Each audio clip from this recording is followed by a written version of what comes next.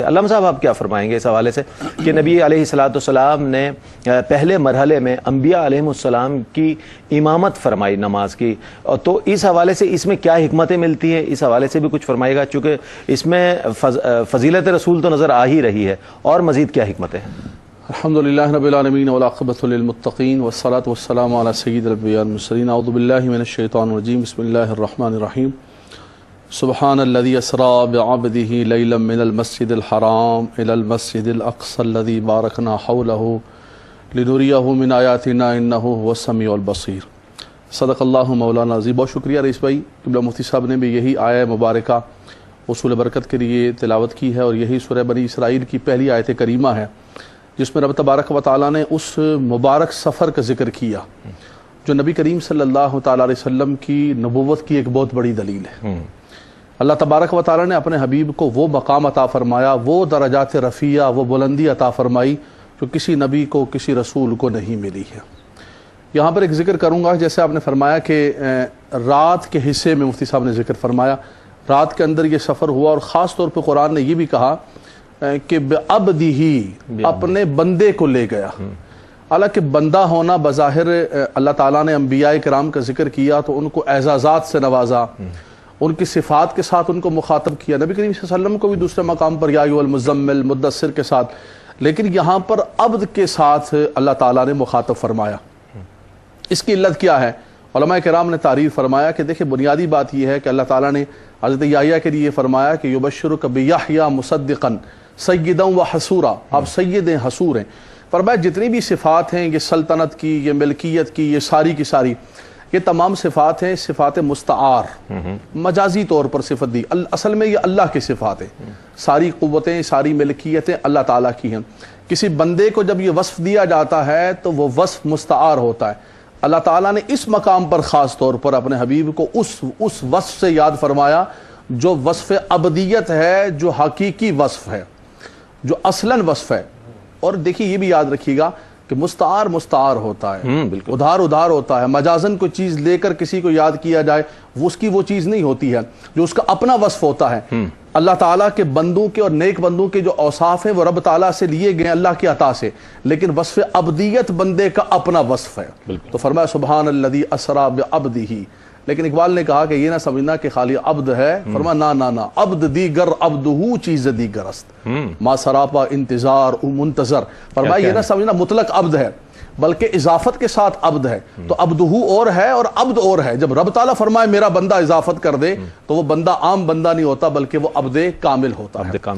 بنیادی طور پر جو آپ نے فرمایا کہ یہ سفر، جیسے مصعب نے ذکر فرمایا، چونکہ زمین کے اندر ساری چیزوں کو جانتے تھے تو رب تعالیٰ نے پہلے اس زمین کے سفر کا ذکر فرمایا، من المسجد الحرام الی المسجد الاقصی، مسجد اقصی تک۔ مسجد اقصی میں تشریف لے گئے نبی کریم صلی اللہ تعالیٰ علیہ وسلم۔ مسجد حرام سے آغاز ہوا، اور جیسے کہ حدیث طیبہ کے اندر آتا ہے کہ سیدہ ام ہانی کے گھر آپ آرام فرما رہے تھے، اپنے گھر آرام فرما رہے تھے، یا حتیم کعبہ کے اندر آرام فرماتے، شق صدر کا معاملہ ہوا، حدیث پاک کے اندر آتا ہے۔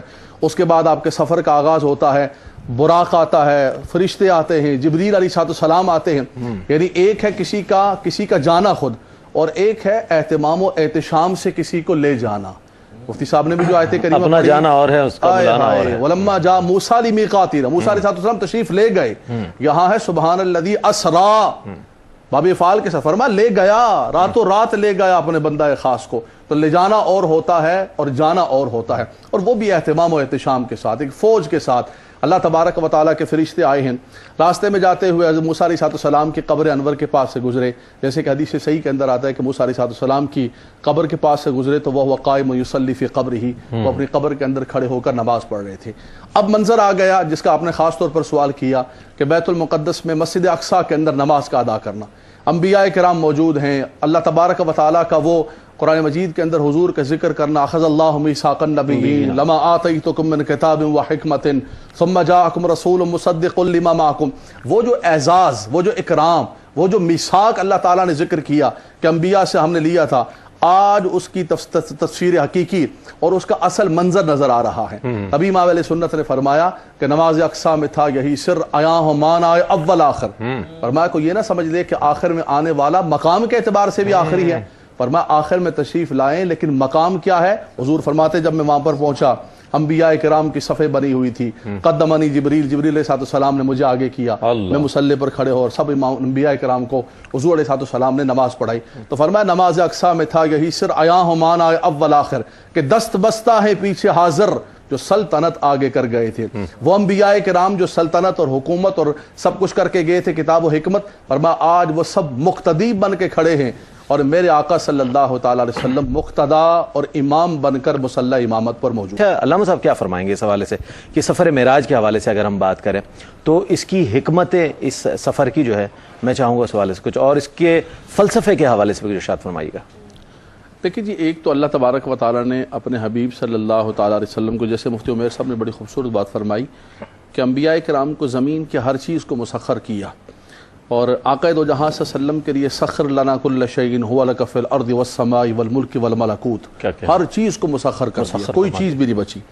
ایک تو انبیاء کرام سے بڑھ کر ایک درجہ اور مقام جو امام الانبیاء کو عطا فرمانا تھا، تلک الرسول فضلنا بعضهم علی بعض منهم من کلم اللہ ورفع بعضهم درجات، تو وہ جو مقام کی رفعتیں اور بلندیاں اللہ تعالیٰ نے اپنے حبیب کو عطا فرمائی، ایک تو وہ مقام اور درجہ عطا فرمانا ہے۔ دوسرا، قرآن نے خود علت بیان کی ہے کہ لنریہ من آیاتنا، فرمایا ہم نے اپنی قدرت کی نشانیاں دکھانے کے لیے اپنے حبیب کو بلایا۔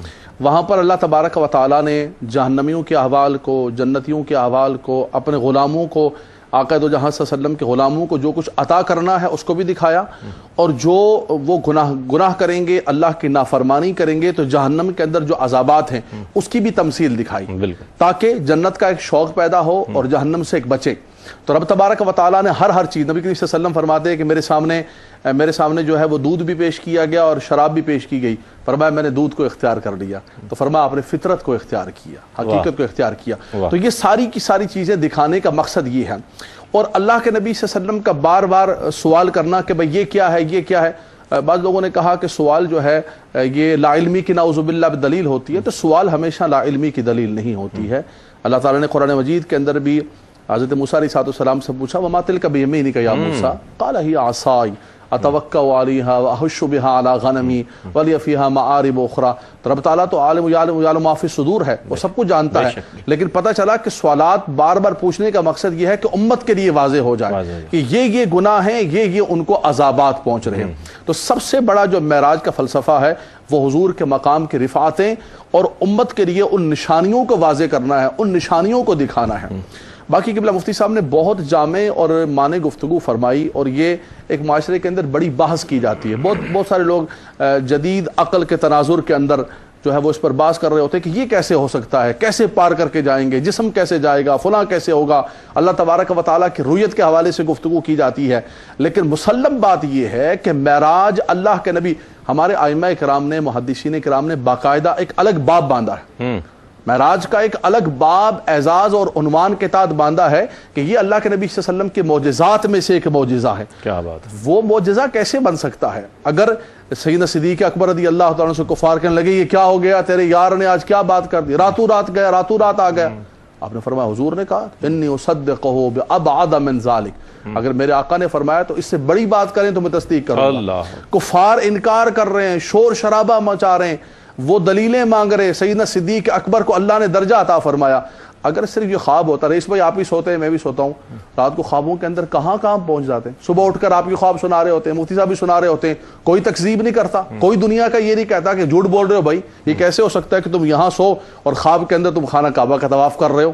کتنے لوگوں کو خواب آتے ہیں، تو خوابوں کے اندر انسان ایک مقام سے دوسرے مقام جا سکتا ہے، جاتا رہتا ہے، یہ خواب نہیں تھا، یہ تو اللہ نے اپنے حبیب کو الروح مال جسد کے ساتھ جو فرمایا، یہ اللہ تبارک و تعالیٰ نے عطا فرمایا، اور یہ قیامت تک حضور صلی اللہ علیہ وسلم کا ایک ایسا اعزاز ہے جو کسی نبی کو، کسی رسول کو نہ ملا ہے، نہ ملے گا۔ اسی لیے میرے امام نے کہا کہ عقل سے کہہ دو کہ سر جھکا لے، خرد سے کہہ دو کہ سر جھکا لے، گمان سے گزرنے والے، فرمایا یہ عقل کی بات نہیں، یہ تو عشق کی بات ہے۔ معراج تو تب سمجھ آئے گی کہ جب حضور کا عشق ہوگا، محبت ہوگی، پیار ہوگا کہ اللہ نے اپنے حبیب کو کیا مقام عطا فرمایا۔ کیا کہنا ہے۔ علامہ اقبال نے اس طرح کہا کہ سبق ملا ہے یہ معراج مصطفیٰ سے مجھے، سبق ملا ہے یہ معراج مصطفیٰ سے مجھے کہ عالم بشریت کی زد میں ہے گردوں۔ کیا فرمائیں گے آپ اس حوالے سے؟ بالکل ہر چیز تابع ہے آقا دو جہاں صلی اللہ تعالیٰ علیہ وسلم کے، اور حضور کو اللہ تعالیٰ نے سید البشر اور امام البشر بنایا ہے، اور ہر چیز کو مسخر کیا ہے. اور جیسے مصعب نے فرمایا کہ وہ تو ان کی معراج تھی کہ وہ رب تبارک و تعالیٰ کی زیارت سے مشرف ہوئے. جیسے مصعب نے روایت بھی پڑھی اور دوسرے لفظ اس کے یہ کہ رأیت ربی فی احسن صورت، کہ میں نے اپنے رب کو بہترین صورت کے اندر دیکھا. رب تبارک و تعالیٰ نے اپنا ید بلا کیف میرے دونوں شانوں کے درمیان رکھ دیا. فعلمت ما فی السماوات والارض، جو کچھ زمین و آسمان کے درمیان تھا وہ سب کچھ میں نے جان لیا. اللہ تبارک و تعالیٰ اپنے حبیب اکرم صلی اللہ تعالیٰ علیہ وسلم اپنی بارگاہ کے اندر بلا کر ان پر جو سلام اور رحمتوں کا نزول فرمایا. نبی کریم صلی اللہ علیہ وسلم نے اپنی عبادات کو، اپنے خلوص کو رب تبارک و تعالیٰ کی بارگاہ کے اندر پیش کیا.